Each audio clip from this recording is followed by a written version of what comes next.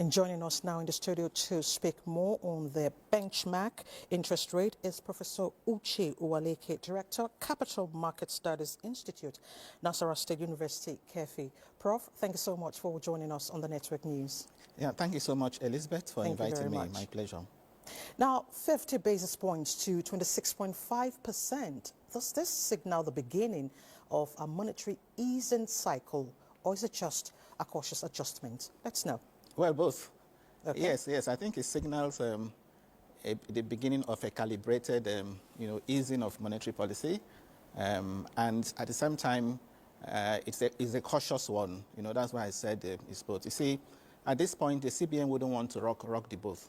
The economy would appear to be enjoying some macro level, stability. You've seen it. Inflation has been on the downward trend for the past, 11 consecutive months, and the CBN has reason to believe that the disinflation, is likely to continue. We've seen accretion in reserves. You saw the numbers by now over 50, trillion naira. Exchange rate has also been stable. Food inflation, particularly has been, dropped below 10%.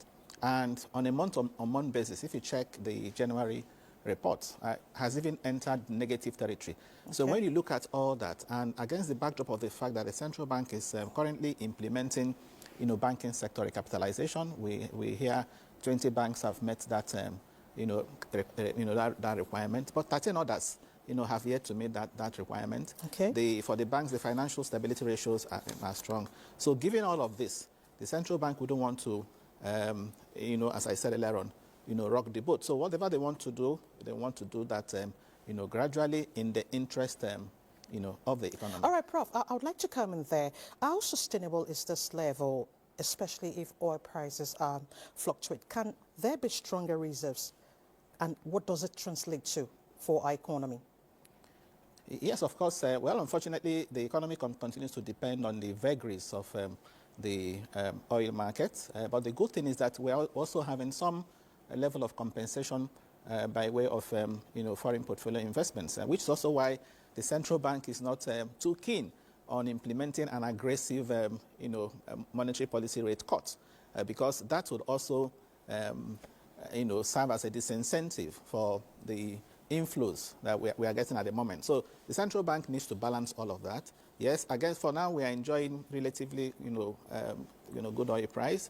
We're also enjoying relative improvement in production levels. But even if we experience shocks in those areas, as I said earlier on, as long as the economy continues to be favorable, the foreign investors continue to have confidence in the reforms in particular that are being implemented.